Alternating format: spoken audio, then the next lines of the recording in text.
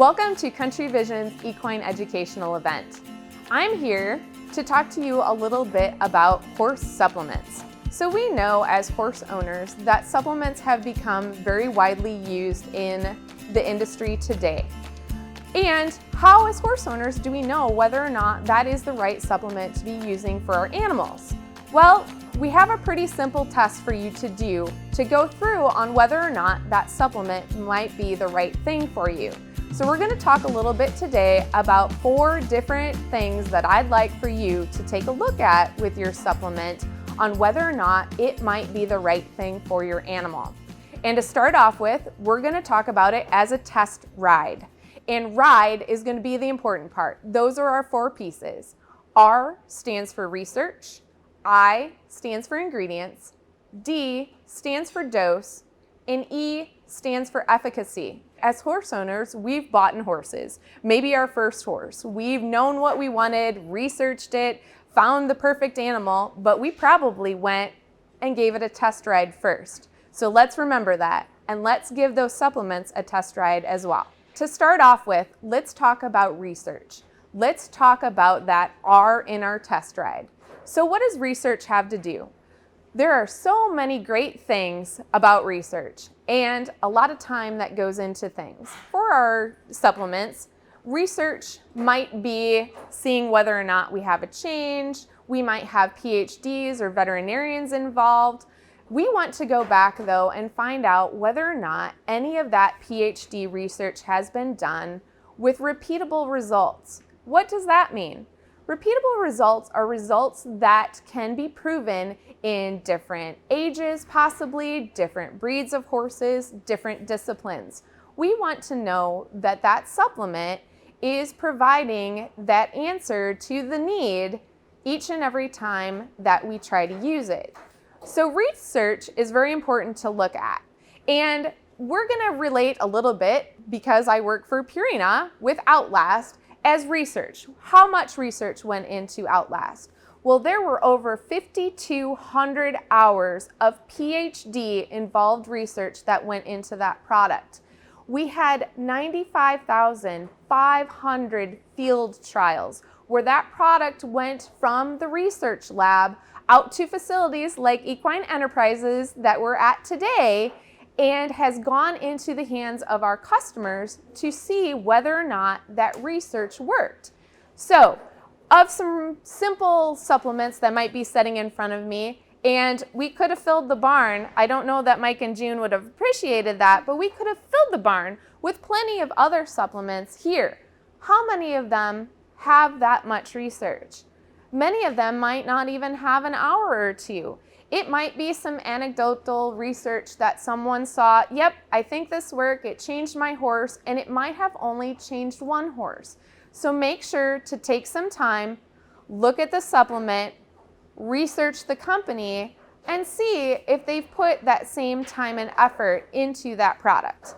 Our second part in the test ride is ingredients.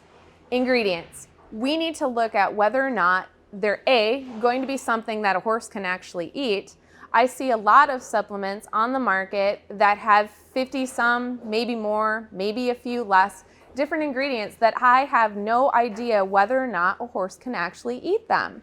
So we'll see them, we see our big Smart Pack strips, lots of great things in it, but what is in it? Are we looking for the right ingredient that is going to do the job that we ask? So going back to the research, did they find out whether or not that ingredient is going to do its job every time we ask it to, every time that we feed it?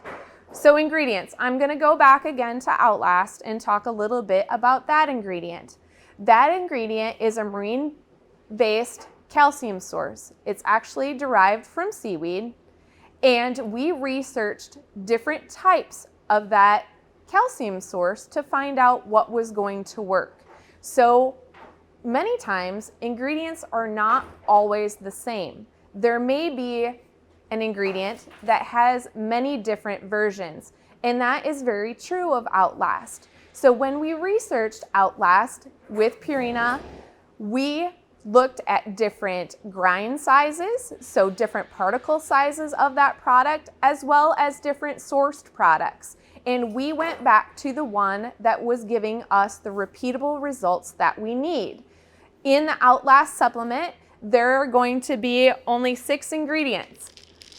6 simple things that are easy for your horse to eat, make it palatable, yet don't cause any worry for you that it is something that might not work well for your horse. And the biggest thing is the active ingredient is working every time, because that's what those 5,200 hours of research told us.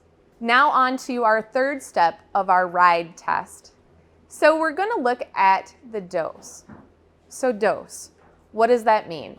That means how much we're feeding at a time and whether or not that dose is going to give us the satisfactory result that we would like. So I go back to my comment earlier about the supplements that might have 50 plus different ingredients, and sometimes they're a small scoop. They're not large. They're maybe half of my supplement cup, but yet they have 50 different things in it. How does a small dose like that work for a large animal? So we can hear the guys in the background, they're big, they're pushing stuff around. How does a small dose of a supplement work for our horses? Those are important things to ask ourselves. Also, is that dose edible? If it's a very large dose, and say maybe we have a horse that is not easily fooled into eating some types of supplements, maybe a large dose isn't going to get everything that is needed or might work for them into them. And then as well, our small doses, if we think about putting that into our feeder, are they eating that small dose? Or are they sorting it out and maybe dumping the pan over and not getting it? So the dose has to also be researched. We have to know whether or not that dose works. So those are also things, I keep going back to research, but are very, very important in that process. Learning what is working and how much. So when we take a look at our Outlast product, I have here in our supplement cup, Outlast can be fed up to 4 times per day. It acts as a gastric buffer. It can be fed with meals.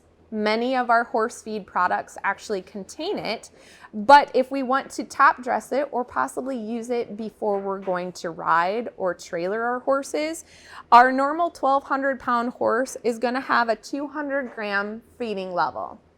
The cup also shows 100 grams for our smaller, maybe a pony type horse, a Welsh, or maybe 300 grams for some of our warm bloods that we'll see here today.